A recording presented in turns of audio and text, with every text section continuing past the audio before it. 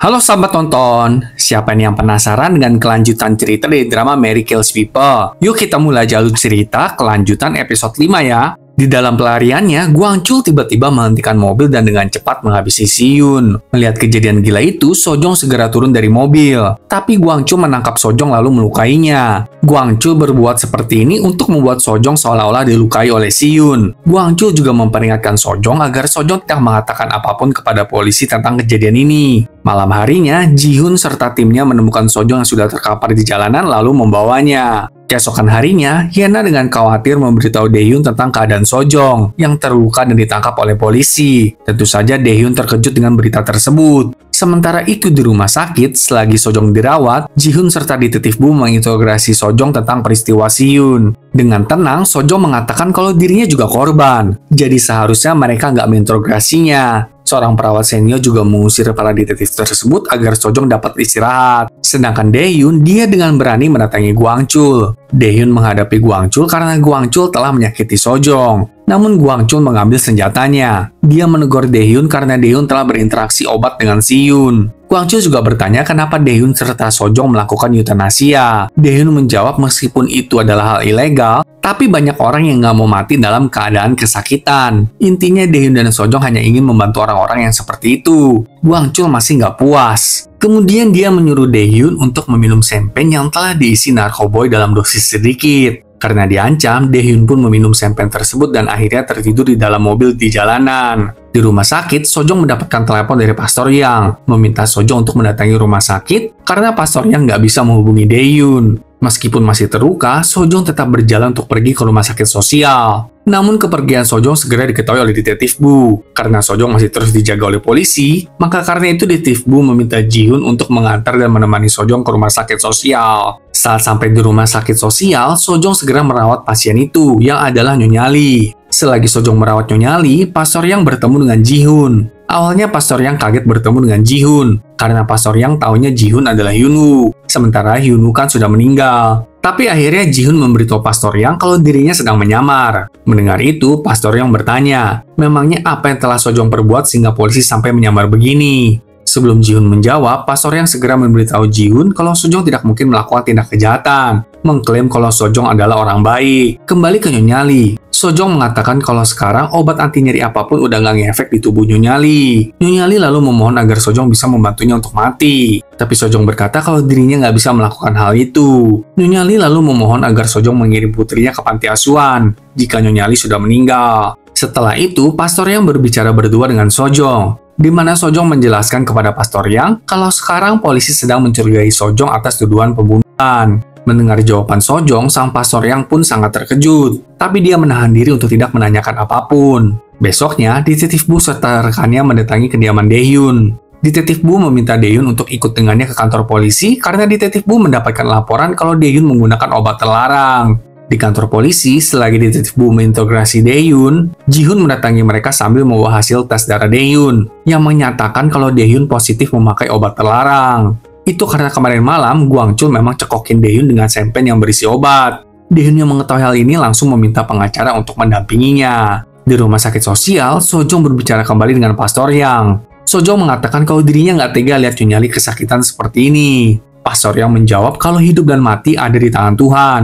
Sojong langsung menjawab kalau dirinya telah melakukan eutanasia kepada para pasien yang memintanya. Karena menurut Sojong itu adalah bentuk dari perawatan juga. Pastor Yang tentu sangat kaget mengetahui kebenaran ini. Dia menegur Sojong, memanggilnya dengan nama baptisnya yang adalah Maria. Namun Sojong berkata kalau dirinya bukan lagi Maria, dan dengan mantap menyatakan kalau Sojong sudah meninggalkan kepercayaannya kepada Tuhan.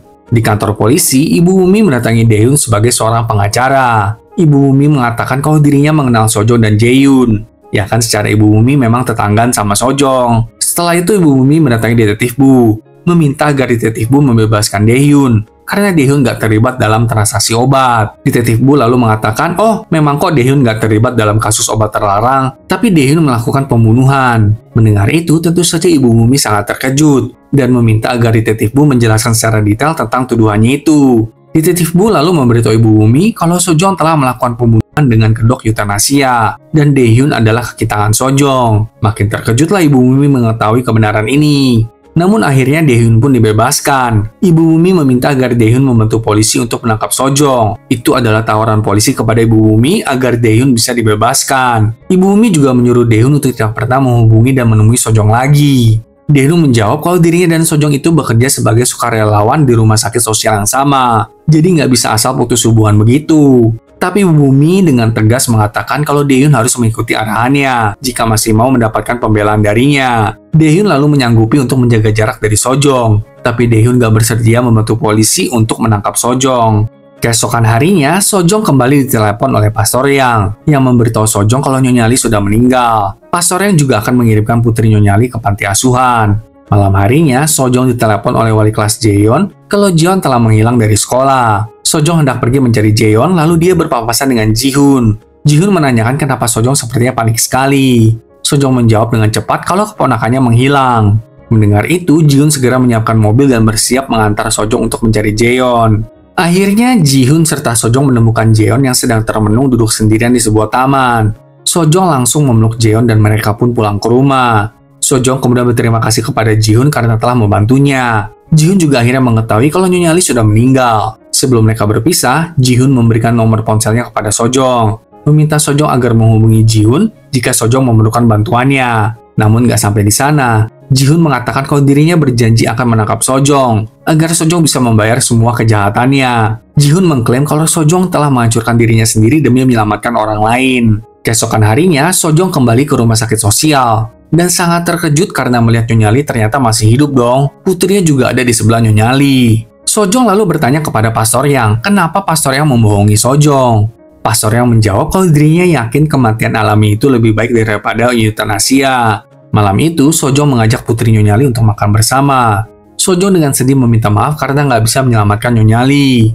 Putri Nyonya Lee menjawab kalau dia udah tahu akan hal itu. Putri Nyonya Lee juga mengatakan kalau ibunya berubah ketika sakit. Mendengar itu, Sojong bertanya, apakah sekarang lebih baik mereka merelakan Nyonya Lee? Putri Nyonya Lee pun mengangguk setuju. Karena itulah Sojong menelepon Gwangchul untuk meminta obat. Tapi kali ini Gwangchul mengklaim kalau dirinya sendiri yang akan memutuskan apakah pasien tersebut layak untuk mendapatkan eutanasi apa enggak. Sedangkan di kantor polisi, Jihoon mendapatkan informasi tentang Sojong lalu bergegas meninggalkan kantor polisi.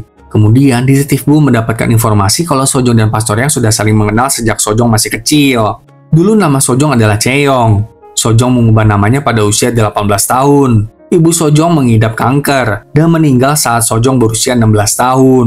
Gak hanya itu, Sojong adalah tersangka kuat dalam pembunuhan ibunya. Ibu Sojong ditemukan tewas tenggelam di danau dekat rumah dengan tangan terikat di belakang punggungnya. Maka karena itu Sojong dianggap sebagai pembunuhnya.